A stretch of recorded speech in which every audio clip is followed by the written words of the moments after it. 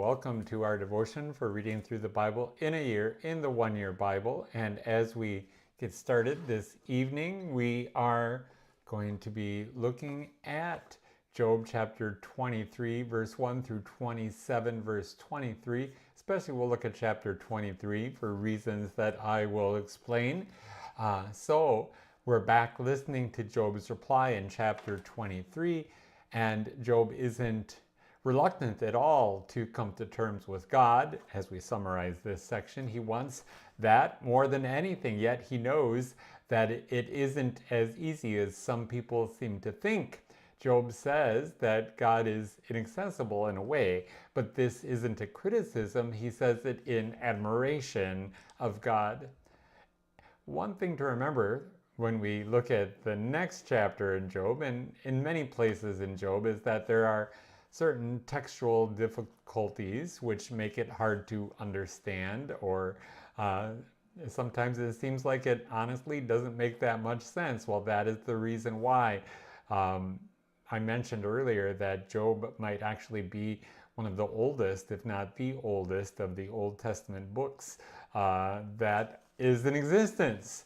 So through the years, through the transmission of the text, one person copying it down and then another person and another, we end up with some variations in the text and some difficulties. So that's why that sometimes Job is a little tough, but we will do our best.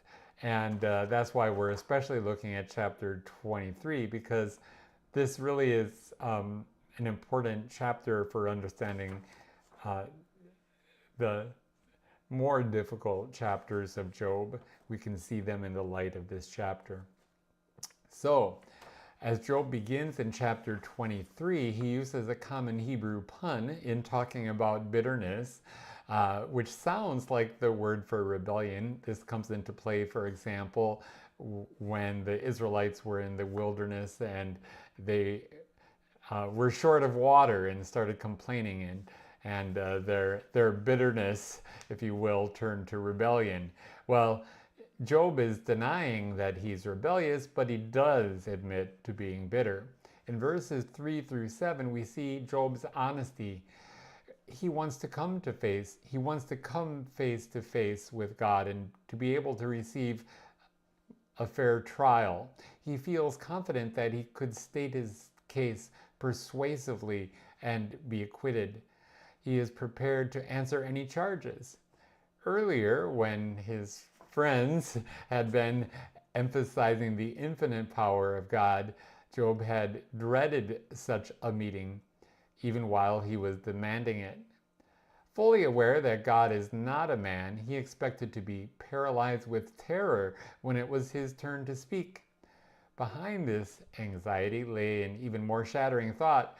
What if the difference between God and man is so great that each has a different moral code, and Job finds that there is no common ground to argue upon? Well, though his friends haven't been any help, now on Job's journey of faith, he's come to the point where he knows that he is in the right, and he is equally sure that God will not take advantage of his superior strength, but will give Job a fair hearing. The acquittal that Job expects is not the pardon of a guilty man by grace, by the way, but the vindication of a righteous man by law. Job already believes in God's grace and mercy and forgiveness, that God justifies the sinner. However, what Job is looking for really is a rebuttal of what his friends have been saying. Job believes that his whole life has been grounded in faith, in the fear of God, and not in the merit of his own good deeds. Job's faith now will help him learn to embrace his own sufferings as something between himself and God within that right relationship. Yet, Job is powerless to arrange the confrontation that he desires. He's been looking everywhere for God, but even when walking as if without God, nevertheless, Job has still been walking in God's footsteps. His life seems to him to be an unanswerable contradiction. He's vividly aware of his intimate personal relationship with God through obedience to God's way, but he's also just as aware that he has been denied fellowship with God in his suffering now. Job maintains his faith, and in the context of faith, he learns to see his suffering as a test because he knows that he has done nothing to forfeit God's favor. So in verses 13 through 14, Job is saying, really, that the Lord is one. This was Israel's highest confession of faith. And since God is one, he is also a sovereign God. He does what his heart desires. Ultimately, his plans are beyond human comprehension. In these thoughts, Job is making great progress toward the understanding he will gain by the end of the book of Job. His God is different than the tame, domesticated God of his friends. Yet Job's God is not lost in his own vastness, because Job recognizes that God has plans for him personally, and God has Job personally in mind.